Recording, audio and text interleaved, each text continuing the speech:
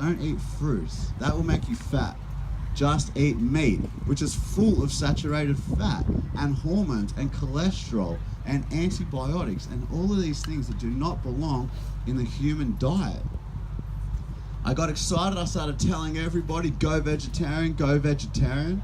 And then I kept researching and I learned that most people's reason for being vegetarian isn't for the health benefits. Most people are vegetarian for the animals, which I didn't understand because I didn't like animals. I didn't like them. I thought they were dirty. I thought they were slobbery. I thought they were smelly. I didn't want to be near even dogs. I didn't like them. I never understood who animals are. I never thought that they could care about their own life. So why would I care about their life if they don't even care about their life? It didn't make any sense to me. Everyone was recommending me to watch a documentary called Earthlings. Earthlings is a real-life horror show. It shows all the ways that humans mutilate and torture and kill animals for foods and products and entertainment and medical testing. I'd never seen anything so horrific in my life, and it made me question, if we don't need to kill and eat animals to survive and thrive, what are we doing this to them for? Why do we put them through so much cruelty and violence? Why? There must be a good reason. There must be, because 99% of people hate animal cruelty.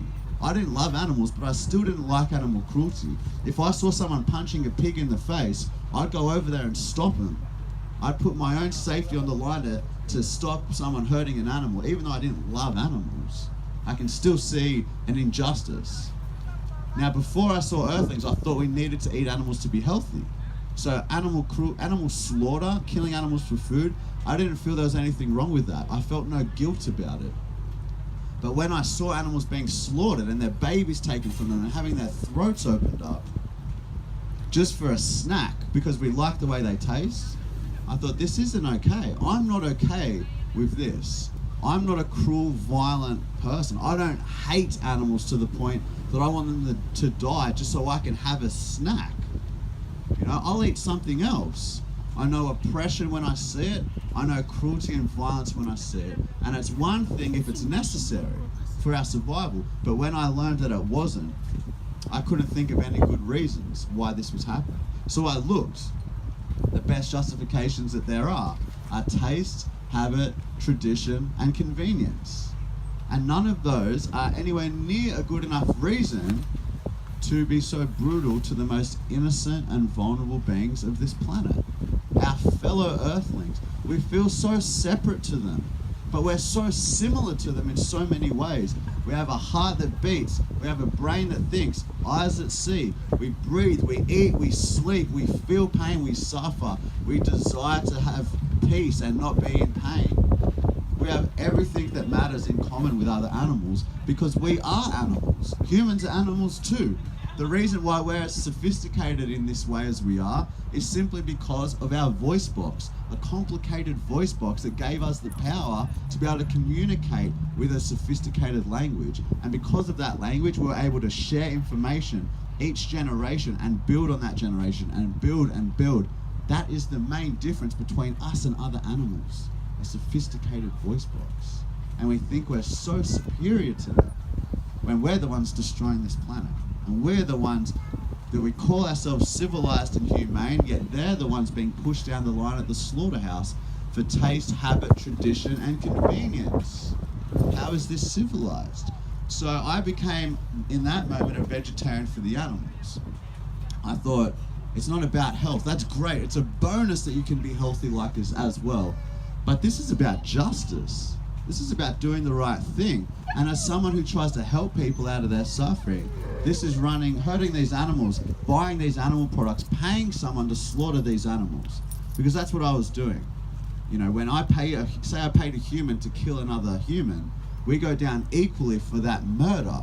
And if I buy an animal product, I'm not just buying that packaged piece of meat or cheese or eggs, I'm paying for everything that happened to that animal because I'm creating a demand for animal agriculture. And animal agriculture is full of cruelty. You cannot have animal products without animal cruelty.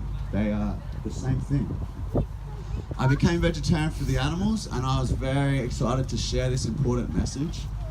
And soon later, I had an idea to take a 1-year vow of silence. So I didn't speak for an entire year to raise awareness for animals to promote peace over violence. I thought it'd be a good way to draw attention to myself and therefore draw attention to the animals. You know, I didn't speak for a whole year. I traveled around Australia in that time. I wrote a blog. And the first time that I did speak after that year was on Sunrise Morning Show, which is the most popular morning TV show in Australia, in an interview that was seen by millions and millions of people all around the world. And since then, I've taken it upon myself to continue spreading this message, because this is one of the most important messages there is. You know, first I went vegetarian, but then I learned it's not just about not eating meat. It's about dairy, eggs, wool, leather, silk. It's about products that are tested on animals. It's about places that exploit animals for entertainment. I realized this is huge. This is so much bigger than I ever thought. The ways that we use animals are countless. And there's at least as much cruelty in a glass of milk and a piece of cheese and an egg as there is in a piece of steak. So obviously it doesn't make sense just to not eat meat if you're against animal cruelty. The only thing that makes sense is to not consume any animal products. And that's what going vegan is. Some people think veganism is extreme. I used to think veganism is extreme. This dog's like, no, it's not extreme, guys. Veganism is the most chill thing I can think of, okay? Veganism is simply about not hurting animals. It's about treating them the way we'd want to be treated. It's about respecting them the way we'd want to be respected. It's about not harming them for trivial reasons.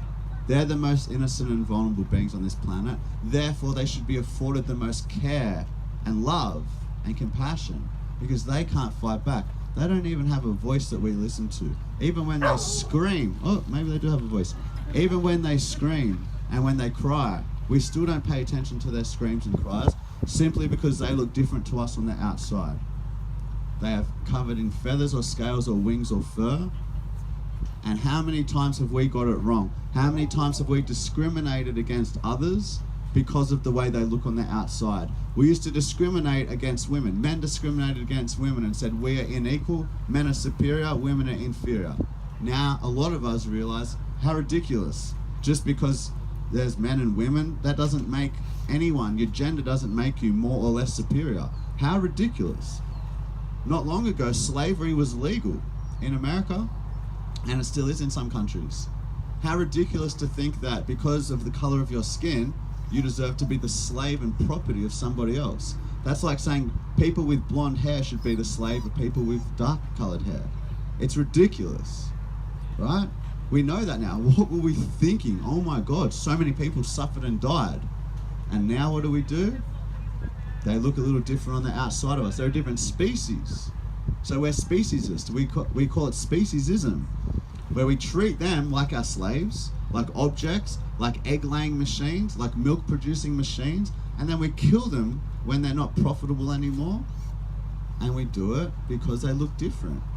Imagine doing something like that to other humans. It's so clearly wrong. As soon as it's another species, no, it's okay. Circle of life, circle of life. Well, it's not the circle of life, it's the circle of unprovoked murder and death. And that's what this is about. That's what being veganism is. That's what vegan is about. It's about coming out of that circle of cruelty.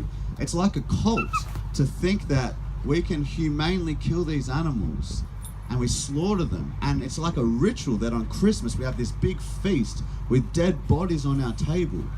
And we say Thanksgiving, let's give thanks. Thanks to the animal for giving up his or her life. The animals don't give up their life. We rob them of it when we stab them with a knife. We've got it so backwards. Veganism is about peace. It is a way out of this cruelty. It is a way out of this injustice. It is a way out of this inhumane treatment of the most innocent and vulnerable beings of this planet. So you don't eat animals. You don't wear them. You don't use them for medical testing. And you don't use them for entertainment. Leave them alone. That's it. That's all it is. I used to think that was extreme. Now I think the way that most people live their life is extreme. Extremely cruel, extremely violent, extremely unhealthy, and extremely unnecessary. So I'm so grateful to have come across veganism. I'm so grateful to know something that can help each and every one of us and help these animals.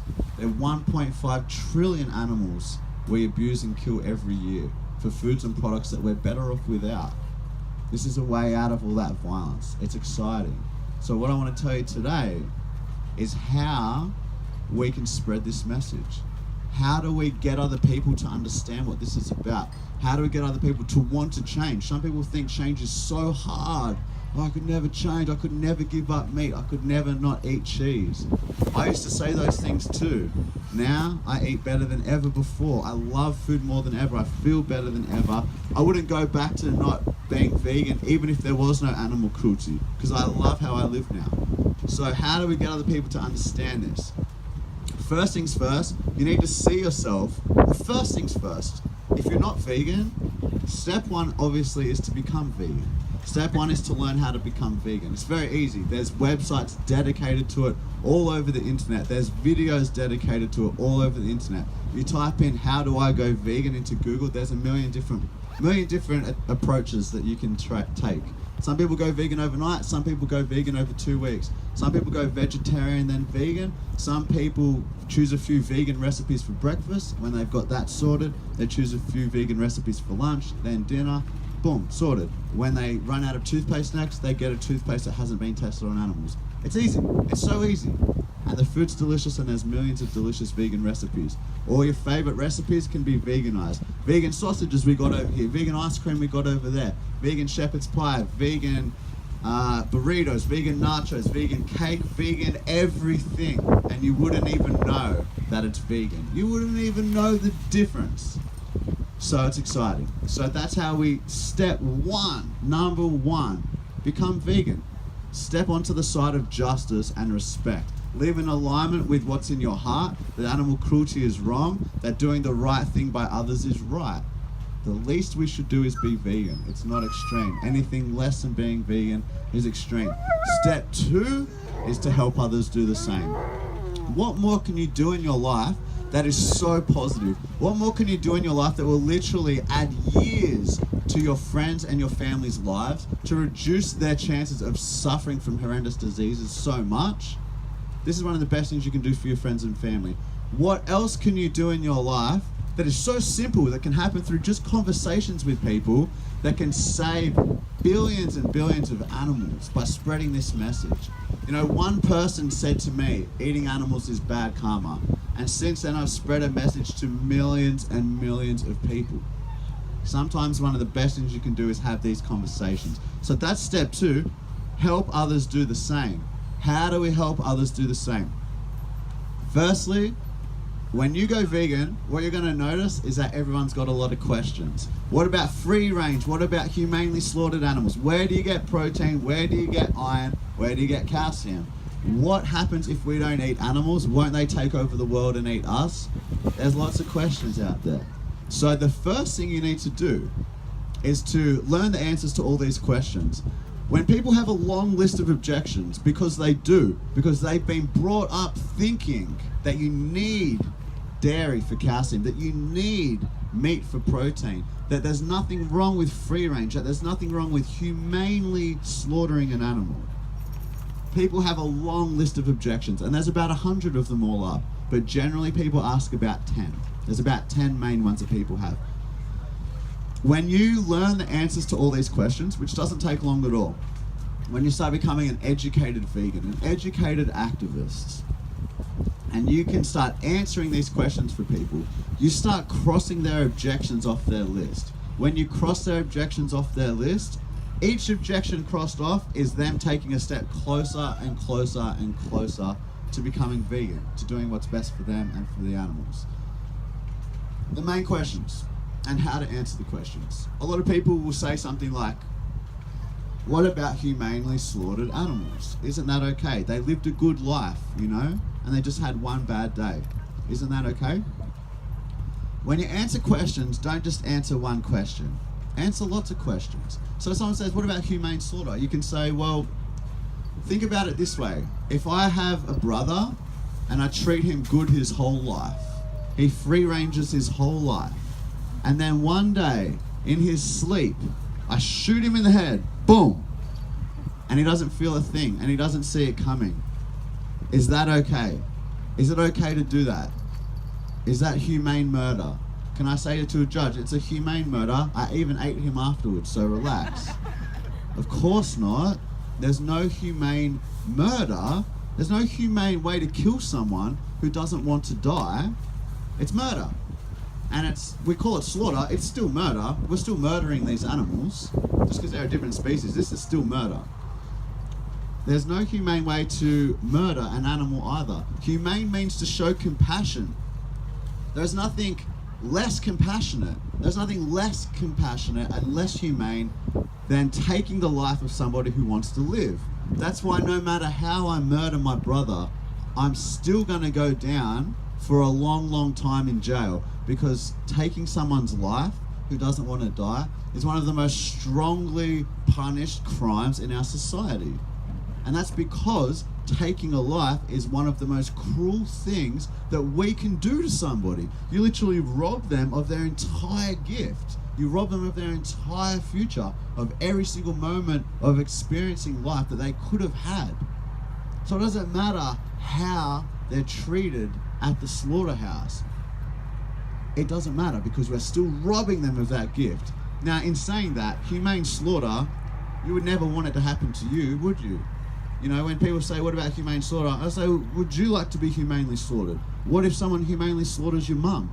Are you okay with that? No, of course not. We're not okay with it because we know it's wrong.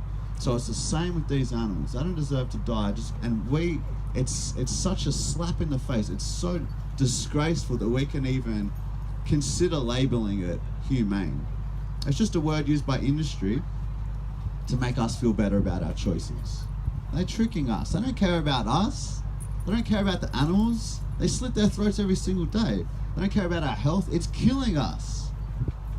They don't care about the environment. It's destroying it. They care about money. So of course they're going to lie to us about things like that. They're making otherwise good people do very wrong things. So when someone asks about humane slaughter, you can answer it like that. But don't stop there. Even though they didn't ask, you can say, and you know what, humane slaughter is similar to free range. Humane slaughter and free range. Free range also means next to nothing for the animals. Yeah, they might take them out of a little cage, but then there's 20,000 of them in one big cage. And that brings up all different types of cruelties and abuses, all different types of suffering. So don't think that just because it's free range that it's okay either. They all end up at the same slaughterhouse. So you've answered a couple of questions there. When someone says, where do you get protein? This is the first question I had. This is the first question most people have. Where do you get protein, man? What about protein? You're probably going to die if you don't get protein soon. You can answer like this. Protein is found abundantly in all foods: fruits, vegetables, nuts, grains, seeds, and beans. It's in every single food.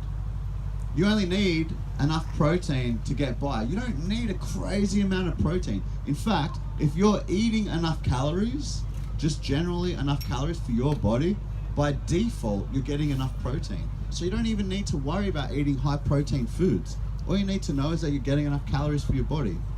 It's very easy to do that.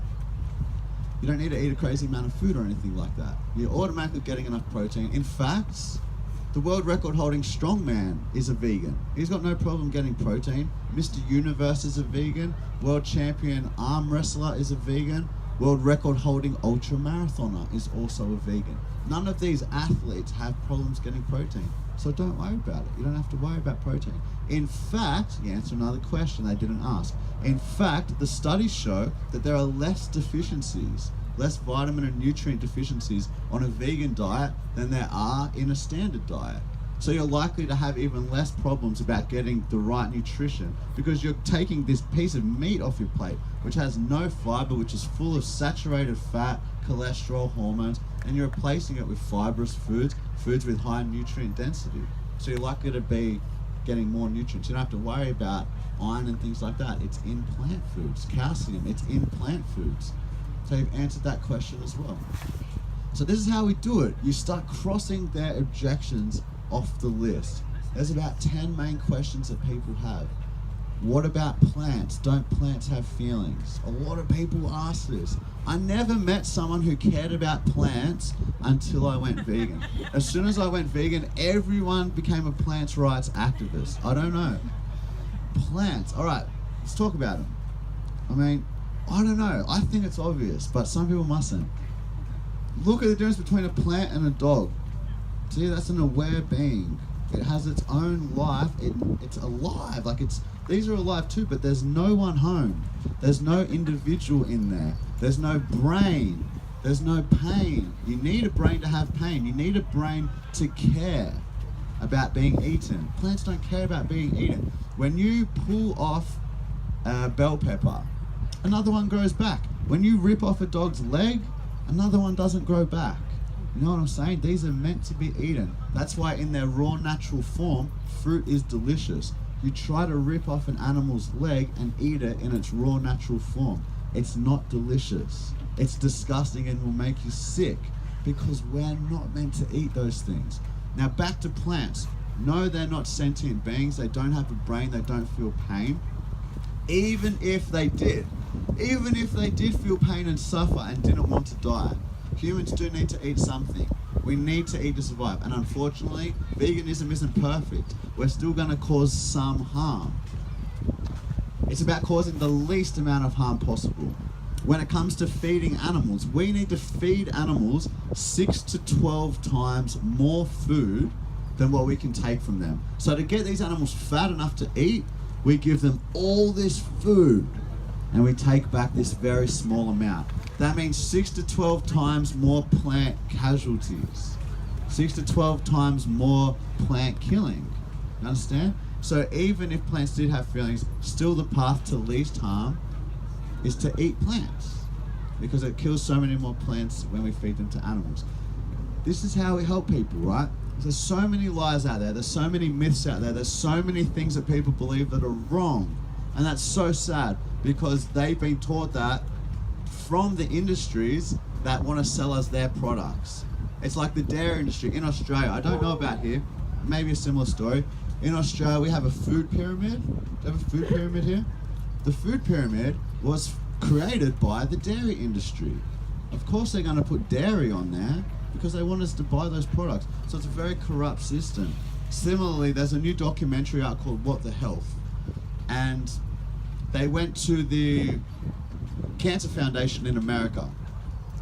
And they said, we just wanted to talk to you about your website, the recipes section. In the recipes section, you are recommending processed meats like bacon. And bacon, the World Health Organization, a couple of years ago, has just released information stating that bacon is on the same level as a carcinogen, which is something that creates cancer in your body, the same level as smoking cigarettes and asbestos. So we're just wondering why the Cancer Foundation is basically promoting something that definitely causes cancer. It's like saying what you should do to stop cancer. What activities can you do? You should start smoking. It makes no sense. And they asked them why. And they had no answer. They just got very guilty and ended the conversation. And then upon more research, they realized the Cancer Foundation is sponsored by meat and dairy. So obviously there's massive corruption and conflict of interest. That's why you can't rely on places like that. You have to look for yourself. You have to look at what's happening. Look around. Are people healthy? Are people thriving? Is that what's happening in this world? Or are people dying from lifestyle diseases, like heart disease? The only diet that has been shown to reverse heart disease is a plant-based diet. The biggest killer on this planet can be reversed through just eating plants. Doesn't that say something? But they don't tell you that. They say, here, take this medication, take this cholesterol medication, take these statins. Come on, come into hospital. We'll open up your chest and we'll sew a pig's artery into your body, and then we'll close you back up and you'll be right for a few more years. Keep eating your butter, keep eating your cheese, keep eating your eggs. That's what happens. It's about learning the right stuff so that you can do better for yourself. And it's about, once you know that, spreading this message to others, helping saving your friends and family's lives, help saving these innocent animals' lives. learn those answers to those questions. The way you can do it is you just print them out, put one up where you brush your teeth every day, read it for a week, boom, sorted. Next week, new question. Just something like that. It's very simple. How do you get into these conversations? They come up all the time. When you go and eat with somebody who you're eating a vegan meal, they're not eating a vegan meal, they'll say, what are you eating? What is that? Oh, it's a vegan burger. Why are you vegan? You can explain, I'm against animal cruelty, I want to be healthy. And then the questions come. Plant a few seeds, cross a few of their objections off their list. And then next time you can do a few more. But one thing that's really important, I think, one thing that I see in the vegan community a lot is a lot of aggression and a lot of anger towards people that aren't vegan. I understand that. It's because we tell them, hey, actually what you're doing is very cruel and wrong. Please change. And people who have been conditioned for their whole life, they don't want to change. Fair enough. It's like being brainwashed. You don't just snap out of it instantly sometimes. Some people do. A lot of people don't. So it's about understanding where people are at and remembering that just a few years ago, that's where I was too. That's where most vegans were as well. So it's about remembering that's where people are at and realizing that the most powerful force we've got is love and compassion. That's what Martin Luther King said. He said, love is the only force capable of transforming an enemy into a friend. And that's what we need to do. It's not about making enemies with people. It's not about saying, you're a murderer, you're a bad person. It's about saying, hey, I've learned about something that is so much better for us. I feel so much better. You're a really good person, and I know you hate animal cruelty. I think you're going to be really grateful to learn about this as well. Why don't you watch this documentary? Why don't you read this article? Why don't you try this vegan recipe? It's about encouraging people. So I see a lot of aggression in the vegan community sometimes, and it's fair enough. They're standing up for the animals. Animals are literally getting their throats slit every single day. So you can understand why they're so passionate. It's a very important topic. But the best way to spread this message, in my experience, in my opinion, isn't with force and aggression. It's with patience and respect and understanding. And planting these seeds and teaching people and encouraging people to do better. So when you can talk to people in that way, they don't get their defenses up. Instead, there's a good conversation. I'll give you an example.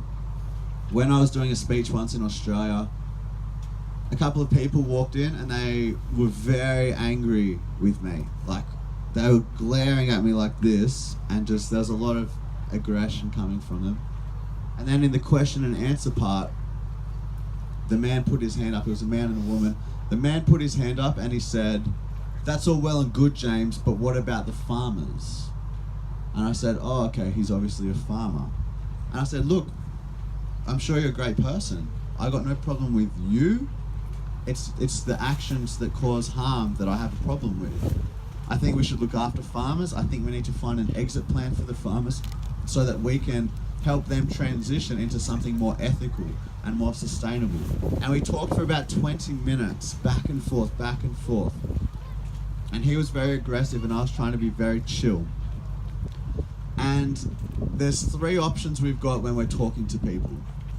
Okay, you can either come down to their level and start having a fight with them, and nothing good's gonna happen. You're not gonna teach them anything, they're not gonna learn anything. It's just a fight. Or you can stay up here and they stay down here. Maybe something will get through to them, maybe not, but at least you stayed respectful and you showed how it's done. But third option, and this is what happened on this day, I stayed peaceful and respectful, and eventually, when he realized I wasn't going to come down there for a fight, he started joining me up here, and he started talking to me with more respect. And at the end of the speech, when all the questions were over, he came up to me and he asked me a few more questions, and I told him the answers, and he said, "You've just got an answer for everything, don't you, James?" And I said, "Yes, I do." And he said, he laughed, and he said, "Well, maybe I'll call you later tonight, ask some more questions." And I said, "Cool, I'll be waiting by the phone, that'll be sweet." And he laughed again, and he shook my hand. This is someone who was hating me from the minute he walked in. And he shook my hand, and his wife, who was at least as angry, looked at me and I didn't know what she was going to do. I didn't know if she was going to like slap me or something, because they were dairy farmers. And she said, "Thank you for opening our eyes to this." And I said, "No worries. All good." Thanks.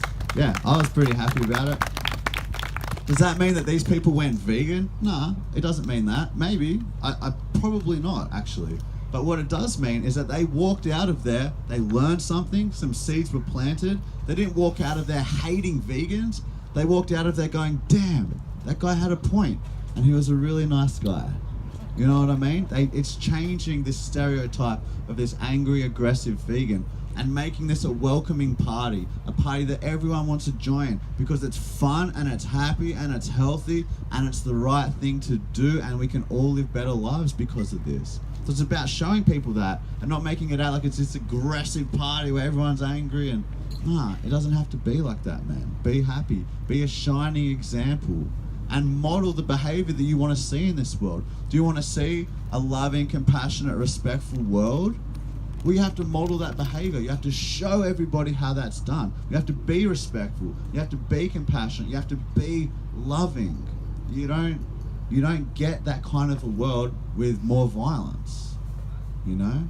You get that world with more love. So that's what we have to grow inside of us. Some ways to do that are to be grateful for the things you've got, to count your blessings, to meditate, to think positively, to do good deeds, to help others. You know, to make helping others one of the biggest priorities in your life.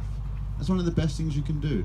That's one of the best things you can do with your time, especially as people of privilege, of people who have the opportunity to make a difference in this world. And we can make a difference so easily these days. It doesn't take much to brighten someone's day. It doesn't even take much these days to save a life. We're so lucky that we're in that situation where we can make such a positive impact on this world, and of all earthlings, and of ourselves, and of our friends, and of our family. So let's make that a priority. Let's start promoting this message. Let's start spreading it in a way that makes us happy and that makes people receptive and want to take this on and want to do something with it. You can write books, you can write articles, you can make videos, you can do speeches, you can organize the events where the speeches happen. You can make food, you can open a cafe, you can paint a painting, you can have conversations online, you can do so many things. There's so many things you can do. What's your skill? What's your talent? What's your strength? Whatever it is, use it. Point that in the direction of helping the animals. It's that easy, because they're the most oppressed beings on this planet. They are the ones that need help the most, and no one else is going to help them the way that they need it. They need veganism promoted, because veganism is the only thing that promotes the abolition of animal exploitation. Vegetarians aren't going to promote the abolition of animal exploitation. People who buy free-range products don't promote the abolition of animal exploitation. It's inconsistent with their actions. Vegans need to promote that message. No one else will promote that message. So my advice to you, step 1, become vegan. Step 2, help others do the same. Together, when we do this, we can literally change this world. You plant a seed and it grows. You may even plant millions of seeds. Who knows? You might make a video one day that spreads to millions of people. You might talk to one person. You know, this is a fairly small crowd for my speeches. Doesn't matter to me. One person here might talk to someone who talks to someone who helps 50 million people. You never know the power of these conversations. But I will tell you through my experience that they matter. They are meaningful, and even if you only help one person, you have helped change that person's life, and probably the people around that person as well. So it's a very special message. It's very positive. It's very full of love. And I hope all of you will take it on in one way or another and then get it out there too. That's it. Thank you very much.